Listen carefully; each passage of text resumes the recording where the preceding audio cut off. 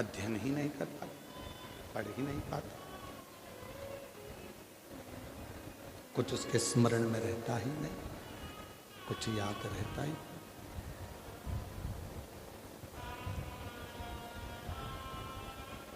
पूरा बल गुरु ने लगा दिया, पर पाणिनि एक अच्छा विद्यार्थी नहीं बन पाया, कुछ अध्ययन ही नहीं कर पाया, कुछ ग्रहण ही नहीं कर पाया। आज गुरु जी को गुस्सा आया और गुरु जी ने उस पाणिनि का हाथ पकड़कर उसको बाहर छोड़ दिया। पाणिनि को प्यास लगी, बहुत तेज प्यास लग रही थी, तो एक कुएं के पाल पर जाता है। शिव महापुराण की कथा कहती है, पाणिनि जब कुएं की पाल पर गया तो वहां पत्थर पर रस्सी के निशान थे।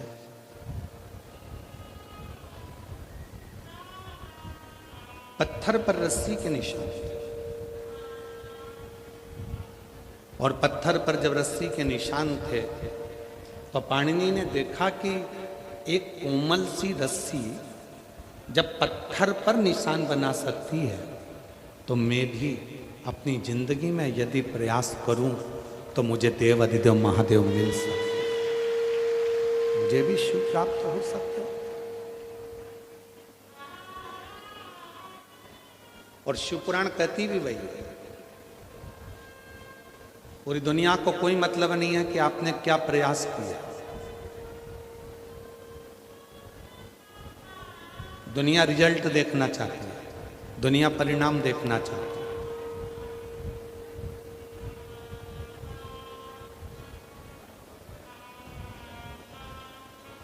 दुनिया को आपके प्रयास से मतलब नहीं है कि आप कितना प्रयास करें, आपने इतना ताम झाम लगाया, आपने इतनी व्यवस्था करी, दुनिया को इससे मतलब नहीं। दुनिया को तो केवल परिणाम से मतलब, दुनिया को केवल रिजल्ट से मतलब है, आपके प्रयास से नहीं। कितना पढ़ रहे हो, दिन रात कितना एक कर रहे हो, उससे दुनिया के लोगों को मतलब नहीं है। जब रिजल्ट आएगा तब देखा जाएगा कि रिजल्ट कैसा है, आपका परिणाम कैसा है।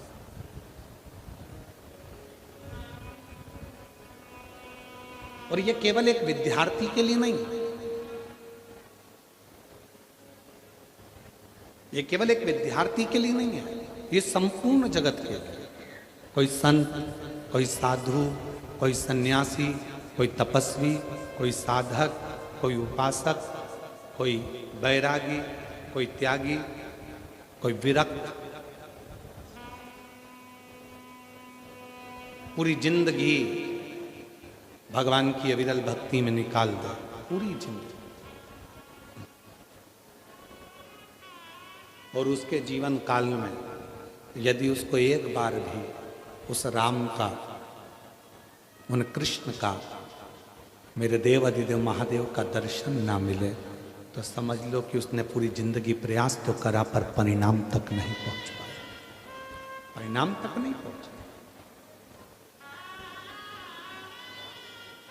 भारत की भूमि के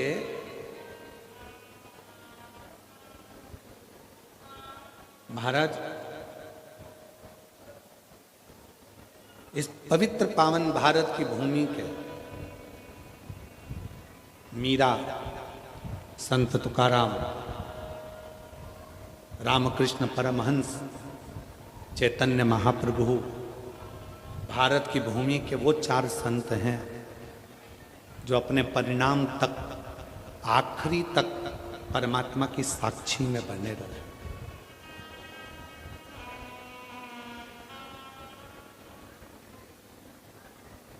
ये भारत की भूमि के 4 संत वो हैं जिनकी समाधि नहीं बनी, जिनका शव नहीं मिला, जिनकी बॉडी नहीं मिली, जिनका अंतिम संस्कार नहीं हुआ। पहले नंबर पर है संत तुकाराम, जिनकी बॉडी नहीं मिली है, जिनका शव नहीं मिला। संत तुकाराम हरि विठ्ठल के सामने जाकर खड़े हो जाते हैं, पांडुरंगा पांडुरंगा विठ्ठला का गुणगान करते हैं। और भगवान हरि विट्ठल खुद पूछते हैं, तुकाराम क्या चाहते हो?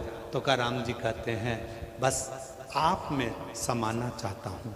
भगवान हरि विट्ठल की मूर्ति में संत तुकाराम जी समा जाते हैं। भारत के वो संत हैं तुकाराम।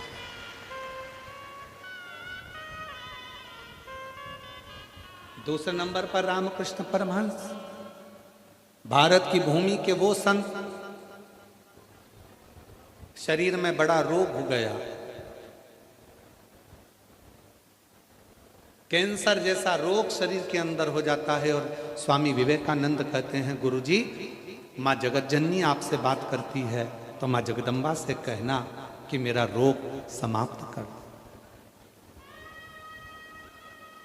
भारत की भूमि के रामकृष्ण परमहंस वो दूसरे संत हैं जिनकी बॉडी नहीं मिली, जिनका शव नहीं मिला, जिनका शरीर नहीं मिला, जिनका अंतिम संस्कार नहीं मिला। जब माँ जगत जननी दुर्गा भवानी माँ कालका सामने प्रकट हुई, रामकृष्ण परमहंस से, रामा तुझे क्या चाहिए मांग ले। रामकृष्ण परमहंस जी ने ये नहीं कहा कि मेरा रोग समाप्त कर दो। रामकृष्ण परमहंस जी ने ये नहीं कहा कि मेरी बीमारी समाप्त कर दो।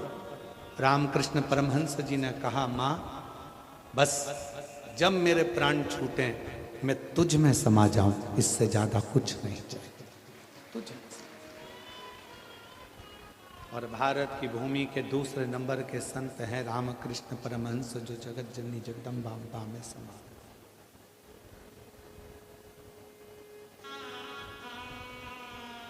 भारत की भूमि के तीसरे संत हैं चैतन्य महाप्रभु जी, जगन्नाथ में समा गए।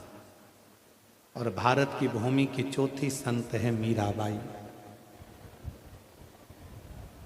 राणा लेने के लिए आया, मीरा कहती है यही राणा ने अपने नगर से मुझे धक्का देकर निकाला था, अब मैं वापस नहीं जाना चाहती, तुझ में समाना चाहती हूँ, हाथ जोड़ मुझे वापस मत भेजो। द्वारकाधीश ने कहा, मीरा जैसे ही मंदिर का पर्दा हटे तो मेरी मूर्ति से आके लिपट जाना। मीराबाई ने कहा कि सब लोग मेरे को आपकी मूर्ति से दूर करेंगे। द्वारकाधीश कहते हैं, मीरा तू मिलेगी ही नहीं, मुझ में समा जा। द्वारकानाथ के नीचे का हाथ बीच में से चटक जाता है और मीराबाई उस हस्त कमल में समा जाती है। भारत की भूमि की चौथी संत है।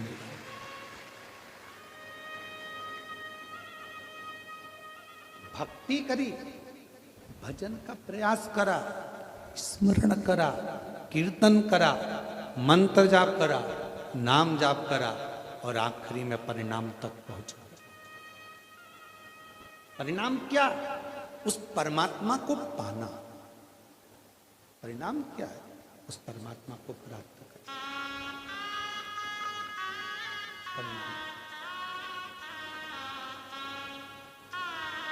कितनी दूर दूर से आप लोग आए हो। अभी हम आ रहे थे तो हमने देखा कि बसें लगी हुई हैं, गाड़ियां खड़ी हुई हैं। 40, 50, 100 रुपये तुम्हारे खर्च हुए होंगे। 38 डिग्री टेम्परेचर है, 38-39 डिग्री टेम्परेचर में धूप में पार्किंग में गाड़ी खड़ी कर कर आप पैदल पैदल यहाँ तक आए हो।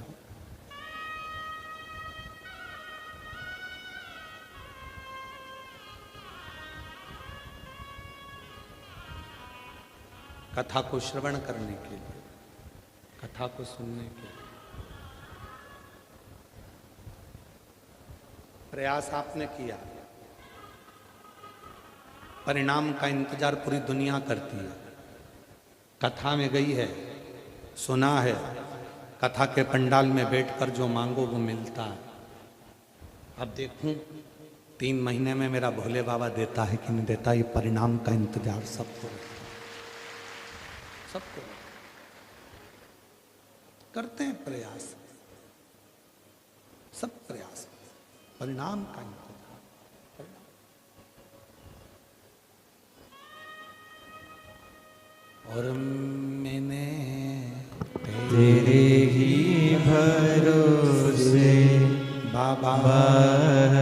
तेरे ही भरोसे हवा विच उड़ती जावागी। बाबा डोर तो छड़ी ना मैं कटी जावागी।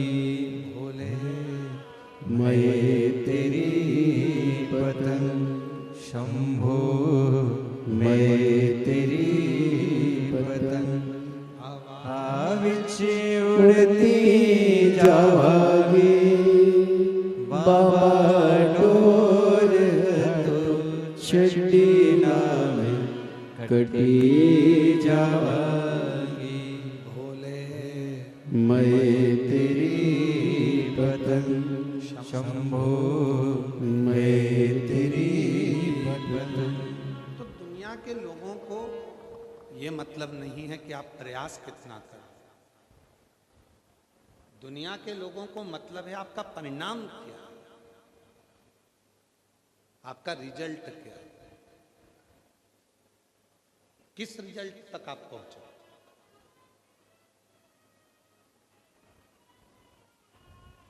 मेरी जीजियों, मेरे जीजाओं, मेरी बेटियों, मेरे बेटाओं, मेरे बुजुर्ग माँ बाप, ध्यान रखना कितना संघर्ष आपने आपकी जिंदगी में करा ये किसी को मतलब नहीं।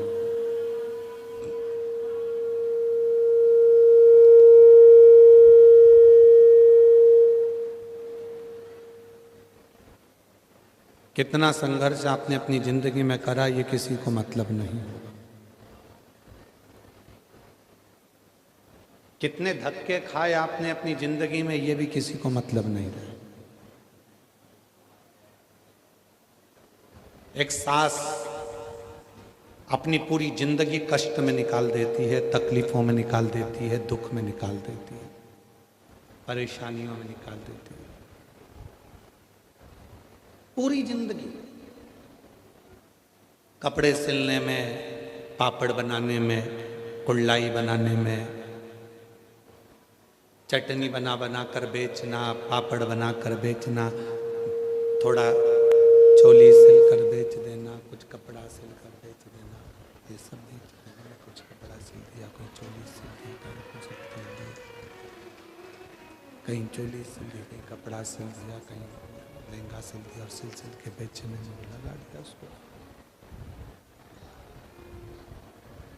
पूरा की पूरा समय उसको लगा दिया। शंभु शंभु शंभु शंभु शंभु शंभु शंभु शंभु शंभु।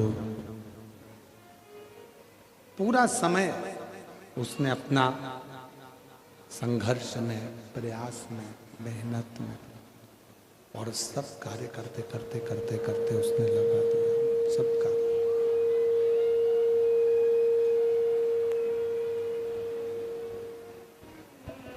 शंभु शरण पड़ी मांगू घड़ी रे घड़ी, दुख काटो दया करी दर्शन आपो। शंभु शरण पड़ी मांगू घड़ी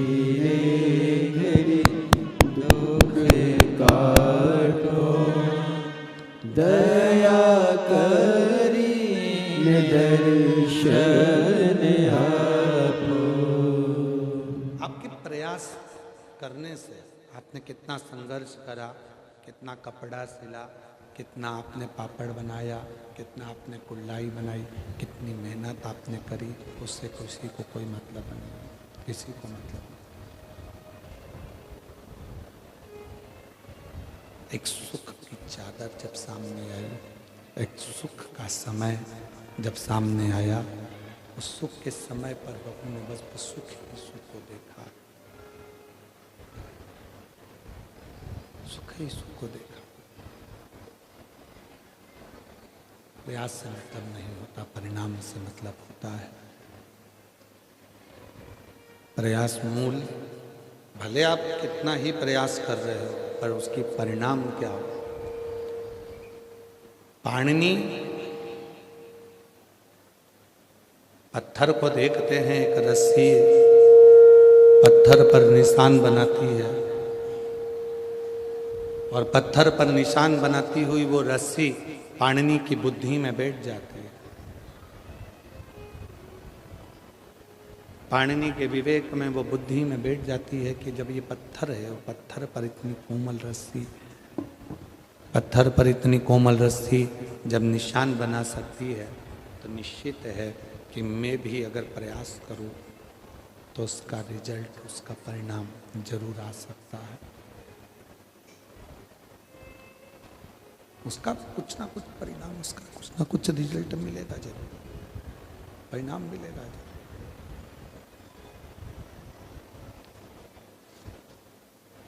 रोज गुरु जी कहते थे, प्रतिदिन गुरु कहते थे पाणिनि को, प्रतिदिन पाणिनि को रोज गुरु जी कहते थे, प्रतिदिन।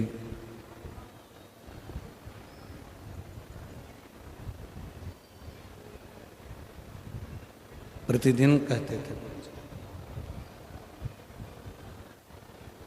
पाणिनि शिव की साधना करो, पाणिनि शंकर भगवान की साधना करो। पर पाणिनि कभी शिव साधना में लगा ही नहीं। जो प्रश्न दिए जाते थे उस प्रश्न का उत्तर पाणिनि नहीं दे पाता था। जो संवाद दिया जाता था उसका भी संवाद का उत्तर पाणिनि नहीं दे पाता था। पाणिनि देता ही नहीं था। पाणिनि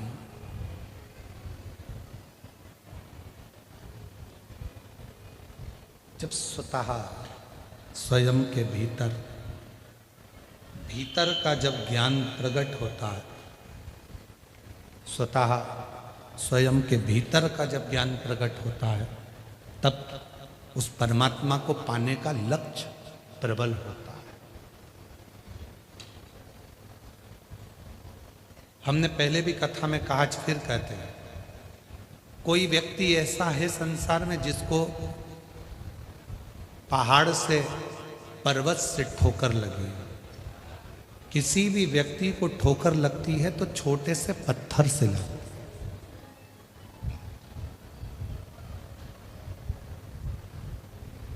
बड़े पहाड़ से नहीं,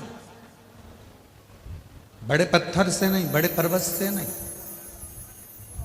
ठोकर लगेगी तो छोटे से पत्थर से लगेगी, ठोकर लगेगी तो छोटे से कंकर से लगेगी, छोटे से। उसी तरह जैसे छोटे से पत्थर से ठोकर लगती है, बड़े पहाड़ से या बड़े पर्वत से नहीं लगती, उसी तरह मनुष्य की जिंदगी बहुत बड़े बड़े ज्ञान प्राप्त करने से नहीं, कोई छोटा सा ज्ञान अपनी जिंदगी में, परिवार का व्यक्ति हो, कुटुंब का व्यक्ति हो, नातेदार हो, रिश्तेदार हो, कोई अपना हो, छोटा सा कोई कारण ऐसा बन जाता है अपनी जिंदगी में कि व्यक्ति का जीवन एकदम पलट जाता है।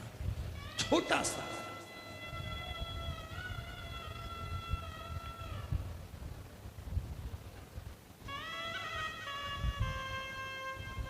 पाणिनि की मां रोज पाणिनि से कहती थी, तू तो पत्थर है, तेरे में विवेक नहीं है, तुझ में ज्ञान नहीं है, तू विद्वान नहीं, तू पत्थर है, तेरे में विद्वत्ता नहीं, तुझ में ज्ञान नहीं, केवल पत्थर का पत्थर ही रहा है, केवल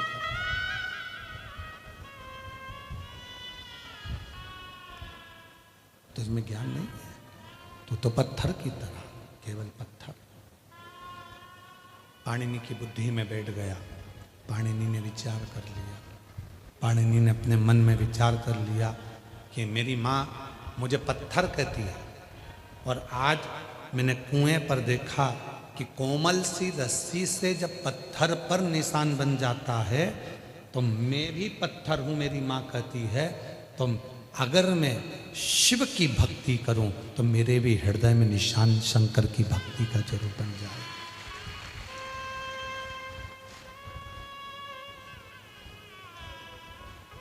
करूं मैं प्रयास। और देख लिया संसार हमने देख लिया, सब मतलब के यार हमने देख लिया।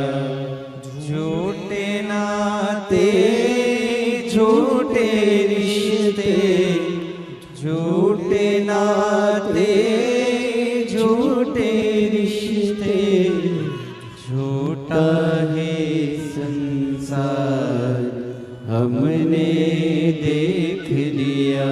सब मतलब के यार हमने देख लिया, देख लिया संसार हमने देख लिया। सब मतलब के यार हमने देख लिया।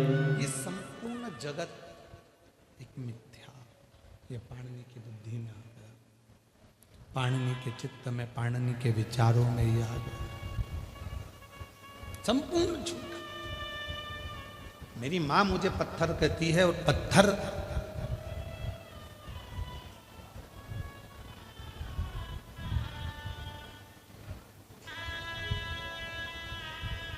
अगर इस कुएं के पत्थर पर निशान पड़ सकता है तो मुझ पर क्यों नहीं पड़ सकता। पाणिनि के गुरुजी प्रतिदिन कहते थे कि शिव की साधना तुम्हें फल देगी, शंकर भगवान की साधना तुम्हें उत्तम फल प्रदान करेगी। पाणिनि की चित्त वृत्ति में नहीं बैठता था,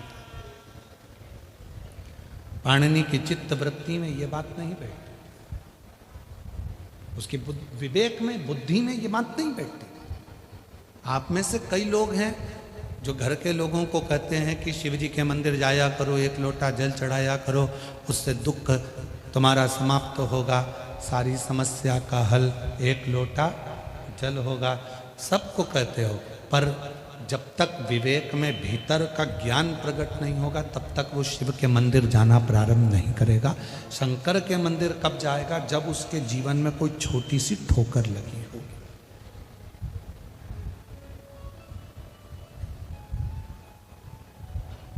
उसके जीवन में जो थोड़ा सा कहीं ना कहीं हृदय में चोट लगी होगी, हृदय में कोई ठेस पहुंची होगी, तब वो शिव के मंदिर जाना प्रारंभ करे।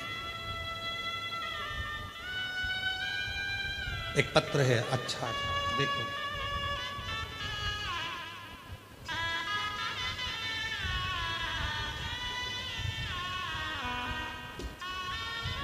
मैं वैशाली श्रीकांत दाहापूते रहने वाले कवठल मंगरूल पीर जिला वाशिम से हूँ। कहीं बैठी हों तो हाथ हिला सकती हैं, अगर कहीं बैठी हों तो हाथ हिला सकती हैं। मैं वैशाली श्रीकांत दाहापूते रहने वाली कवठल मंगरूल पीर जिला वाशिम से, कहीं बैठी हैं? हाथ हिलाओ। हाँ ठीक है, बच्चा आया है साथ में, लेकर आ जाइए। गुरुदेव, मेरा मोबाइल नंबर ये है। मैं शिव महिमा का क्या गुणगान करूं? मेरी शादी को 12 साल हो गए थे, लेकिन संतान का सुख नहीं था। सब इलाज किए, सारे डॉक्टरों ने कहा कि बच्चा नहीं होगा। प्रत्येक डॉक्टर ने एक ही बात कही कि बच्चा नहीं होगा।